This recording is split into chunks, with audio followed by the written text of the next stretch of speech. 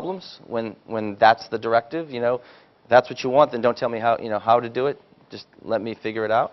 But at the same time, it's more demanding because the goalposts are very clearly established and often way in advance. And so it's hard to, it requires better long-range planning. And again, it comes back to that architecture being more versatile and flexible. So I'm not going to go through the rest, but let me just keep moving here. So how does this affect Aspect and how we try to ready ourselves to position you all in a scenario to be able to meet some of that evolving demand? Well, again, to me, it comes back to the foundation that we've laid with the portfolio. We have some tremendous technology. And we have some technology, and Spence will get into this more, so I don't want to steal his thunder too much here. But, you know, fundamentally, when you look at it, we have some great technology that's been used in a fairly tight box. Contact centers, in general, although many points of integration, tend to be a fairly contained technical discussion. There's some integration points clearly with CRM, and there's a variety of approaches within that box. But there's not a myriad of permutations and combinations of the technology. You know, there's a fairly consistent set of architectures that people embark on within the contact center definition. And similarly, our workforce management and some of the related tools in our workforce optimization portfolio, applying them to a contact center takes on we've applied some great technology and some great innovation in terms of scheduling and forecasting and long-range planning, and it's really brought very quantifiable value to those folks running a contact center. What we recognize is that there's a tremendous set of technology there that can be applied in other ways. And again, as the number of variables in the equation change, that's really the value we have to bring to you, is to show you more and more of these ways. And so a lot of our effort now is optimizing not just the people and the schedule, but optimizing the business process related to the people and the schedule and the contact to allow you to, again, make for a more impactful engagement with the customer. And so the next generation contact center has a lot of ramifications in our minds. Again, Spence will probably talk to you about the design, the user interface design, and making our tools more intuitive and easier to use, and using state-of-the-art design tools to drive the user interface. We've got big projects going on there. It also has to do with the professional services capability that wraps around our product. You'll have some chats about this later in the agenda. We have to make a shift in terms of how we position to you and make available to you the expertise that we have inside the company. We have one thing that's interesting about Aspect, a 40-year-old company. We have a lot of tenured folks. We have some of the thought leaders in the industry in certain aspects of, no pun intended, certain aspects of contact center.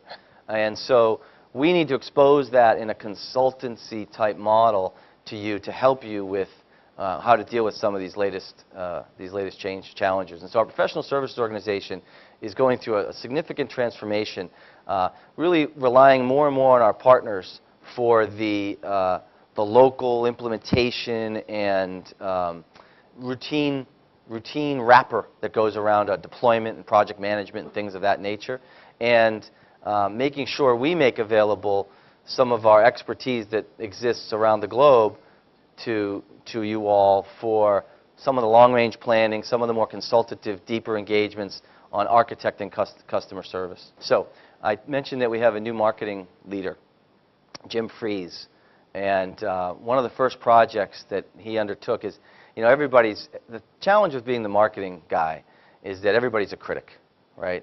Every engineer secretly wants to be in marketing. And just like every marketing guy secretly thinks he could design the product better, right?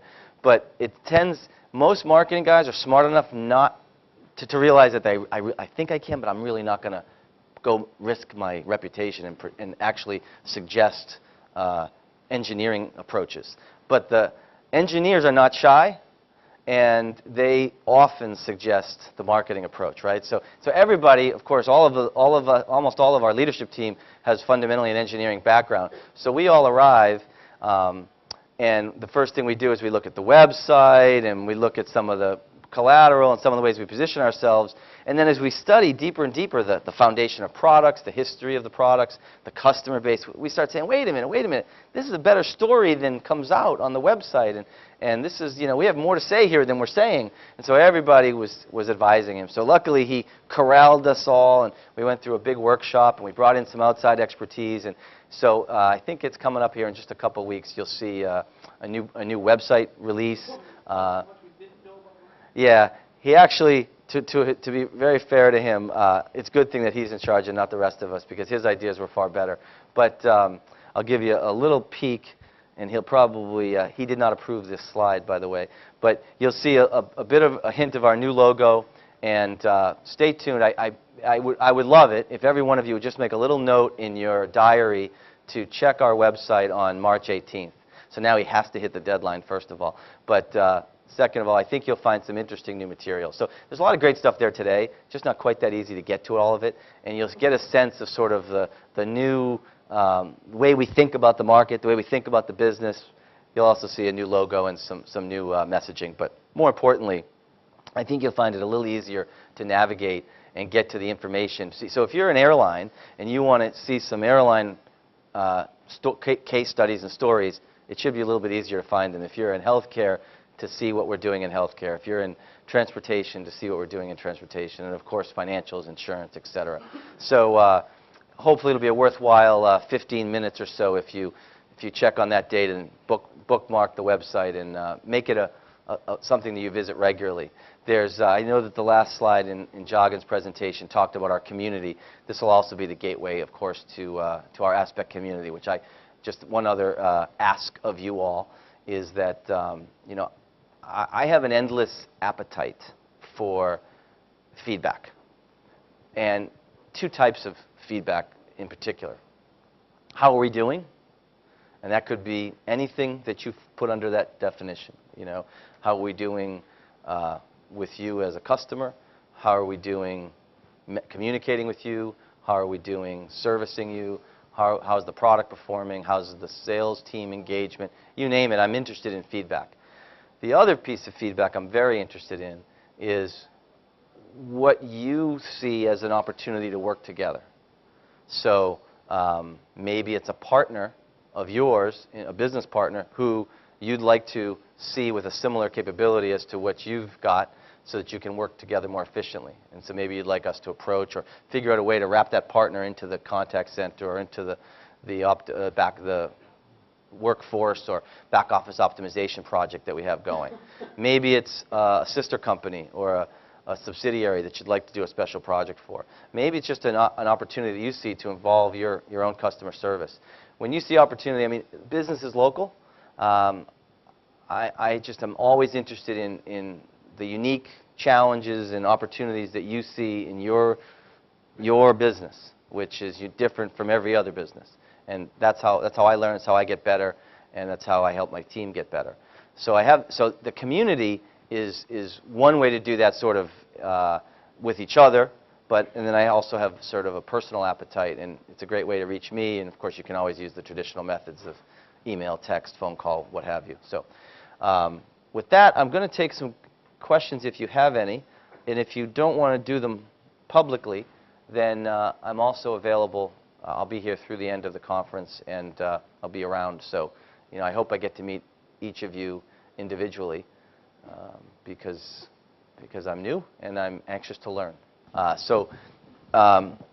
I'll try to take them in order. And of course, each of these questions probably could be a 2-hour workshop with your team to make it specific to your business because, well, your business is very large.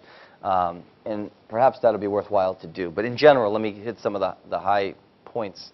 So 3G and 4G compliance. Did I have that right? That was and how are we ready for things like video and new technologies coming into the contact center? So it's an excellent question. Call center evolves to contact center. What does that mean? For most people, what that means is multimodal communication. Email, web chat, text messaging, video, all in addition to the traditional voice. The other dimension, of course, that's going on in parallel and isn't necessarily a different mode, because it's still typically voice, but is mobile. And again, that move that I spoke about to sort of harnessing the mobile data network in particular to allow for a more continuous engagement with customers when they're on the move. So this is core to what we do. We have a professional services team, in fact, a subset of our professional services team, that is almost completely dedicated to helping customers with their mobile strategy, develop that mobile app, that mobile interface, so that they can serve their customers on the fly via the web or via a mobile app. And so they've done some amazing work with some large brands. People like Hertz is a customer of that group. And so deep expertise there. It's grown out of acquisition we did of a Microsoft partner and a group that originally was doing a lot of Microsoft integrations of Lync and SharePoint, and they've just extended that capability to a broader array of services, and mobile application development is one of them. So that's one way we can help. But in general, part of this is also standards, right? Making sure that our platforms are constantly evolving, and that was really the key to the migration to the unified IP platform. So many of our customers started with us in outbound, in dialers. Obviously a deep, rich heritage. I think we've been #1 in the dialer market for many years. But the unified IP platform is the vehicle, and I assume most folks in the room have been customers for a bit and they know about the unified IP platform.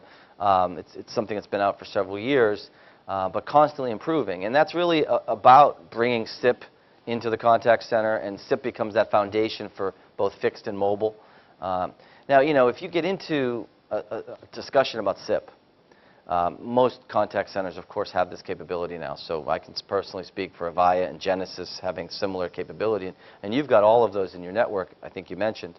So the question is about unifying the platform that you use, and whether there's a benefit, and it's different for every business, whether there's a benefit to blending and having an agent be available for inbound and outbound interaction, and supporting all of the different technical scenarios for what that engagement, the platform for that engagement is going to be. Now, once you move to a SIP orientation, the session can then bring resources to the session, right? So just a bit about SIP. I've been working, so the way I ended up at Alcatel-Lucent was that Alcatel bought Lucent, and Lucent had bought my company, which was a SIP-oriented soft switch company.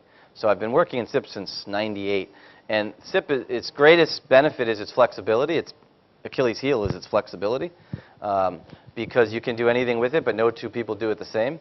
And so when you think about some of the other large contact center providers, some of which are in your network, who are very SIP-centric, you also have to understand their business challenge and what they have to protect.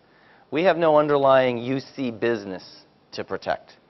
We don't have a deep array of customers using us outside the contact center for just voice. This is why our partnership with Microsoft is so strong. We have common enemies. And where our interoperability capabilities are so high. So as a result, our interoperability is truly intended to make it work with whoever UC infrastructure you choose. Cisco, Avaya, Microsoft, you name it. That's a distinction, I think, in the approach, or the sort of commercial mindset that some of our competitors would take. So let me move from SIP compliance to your second question, which was regulatory compliance. This is something we do a lot of. Now, again, it's different country to country, vertical to vertical, but I would tell you that this is the WFO suite is largely rooted in helping folks comply with process with process compliance. And so financial being one of our biggest vertical segments that we serve, as you can imagine, a lot of compliance issues there. Call recording of sort of one of the core platforms, of course, that's used for a lot of compliance, but there's equally back office compliance issues. And again, Spence will probably talk about this a little bit in his talk with his WFO hat on, and maybe a little bit with the CTO hat on as well, about sort of our position there. But this is where, as we move, we see a big opportunity for our company and an opportunity to add value to our customers is in back office optimization.